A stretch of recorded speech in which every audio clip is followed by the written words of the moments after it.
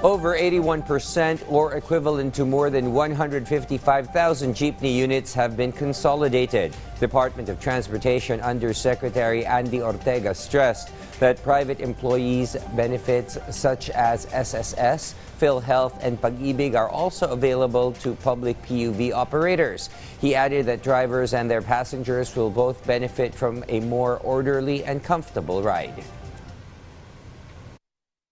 Talagang ang ating mananakay, they opt to ride the modern vehicles dahil mas convenient in terms of, aircon, maluwang, maayos. Kaya lang, mas maraming sumasakay, kaya medyo nagkakasiksikan. Unang-una, merong patakaran doon.